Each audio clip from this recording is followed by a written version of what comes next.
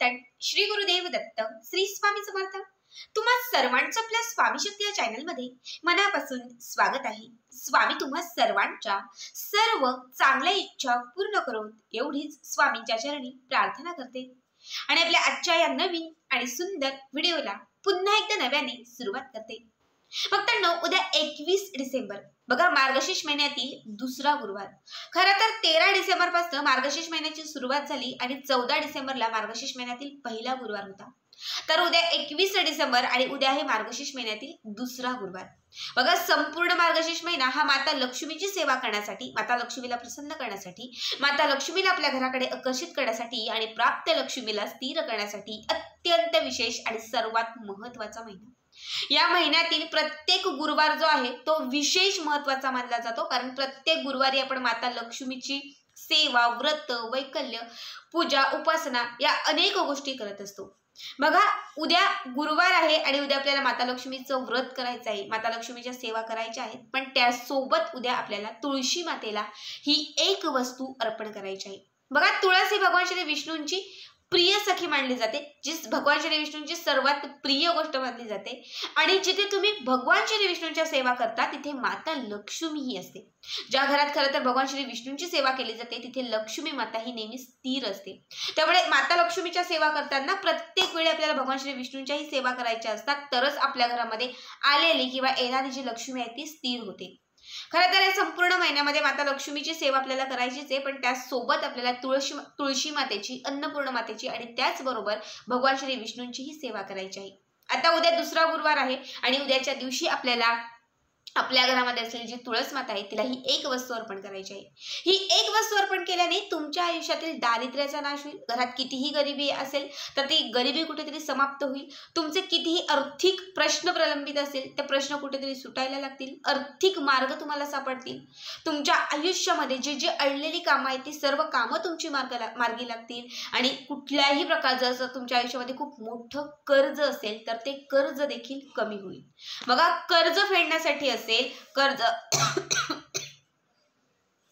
कर्ज संपण्यासाठी असेल, आर्थिक प्रगती होण्यासाठी असेल, इच्छित मनोकामना पूर्ण होण्यासाठी असेल किंवा दारिद्र्याचा नाश करण्यासाठी असेल, हा एक उपाय उद्याच्या दिवशी प्रत्येकाने आवर्जून करा। हा जो उपाय आहे तो आपल्याला उद्याच्या दिवसभरात केव्हाही करता येईल, मात्र सकाळी किंवा सायंकाळी केला तर अत्यंत उत्तम। सायंकाळी जो प्रदोष समय असतो, ज्याला लक्ष्मी प्राप्तीची आपण वेळ म्हणतो, या वेळात केला तरीही चालेल किंवा सकाळी जी लक्ष्मी येण्याची वेळ असते म्हणजे 6 ते 7च्या दरम्यान केला तरीही चालेल। बघा, आपल्याला आपली जी देवपूजा आहे ती देवपूजा करायची, देवघरामध्ये दिवा लावून घ्यायचा आहे। तेव्हा आपली जी काही देवपूजा असेल किंवा माता लक्ष्मीच्या व्रताची जी काही मांडणी असेल ते सर्व काही झालं की त्यानंतर तुम्हाला एका तांब्यामध्ये, एक तांब्या किंवा एक ग्लास घ्यायचा आहे, त्यामध्ये थोडंसं पाणी घालायचं आहे आणि या पाण्यामध्ये तुम्हाला थोडीशी हळद घालायची आहे।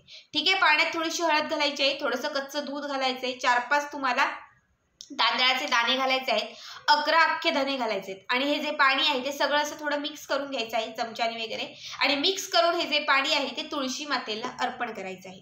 ठीक आहे, त्यानंतर हे पाणी म्हणजे हे तीर्थ अर्पण केलं की त्यानंतर तुळशी मातेच्या समोर एक तुम्हाला दिवा लावायचा आहे।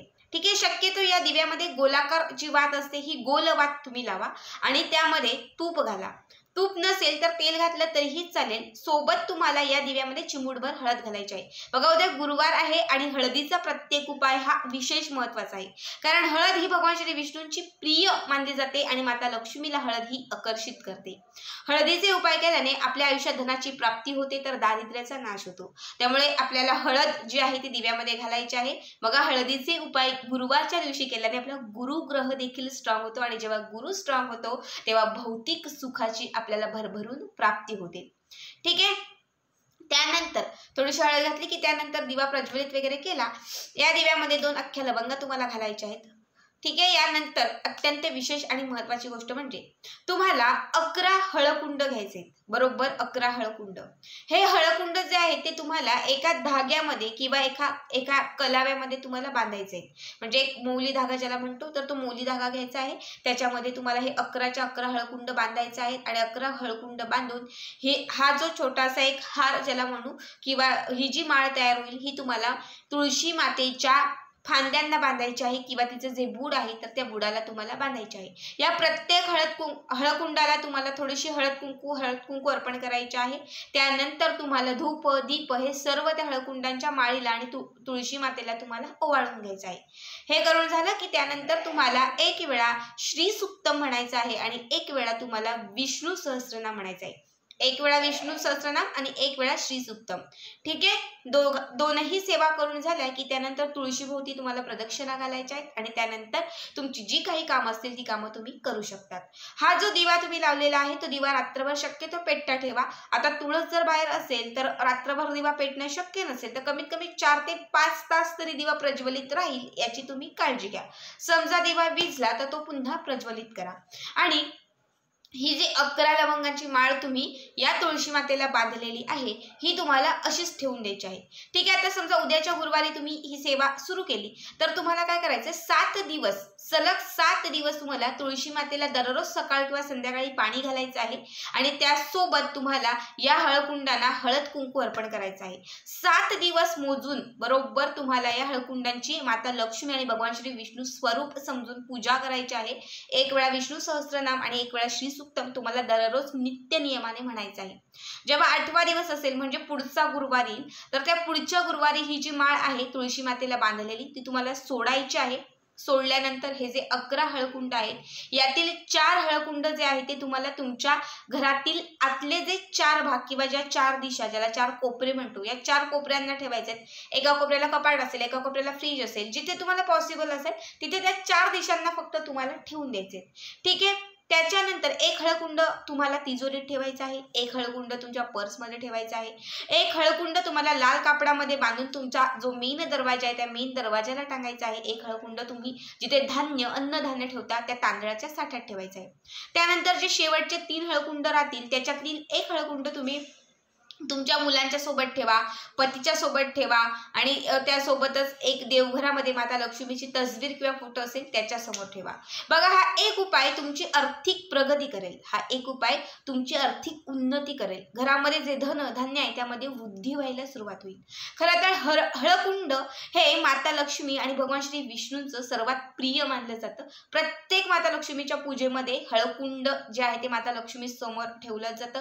बघा, जेव्हा आपण विडा ठेवतो त्या विड्यावर देखील हळकुंड ठेवून तो विडा माता लक्ष्मीला अर्पण केला जातो. कारण हळकुंडाशिवाय कुठलीही माता लक्ष्मीची जी पूजा किंवा सेवा आहे ती पूर्णत्वास जात नाही.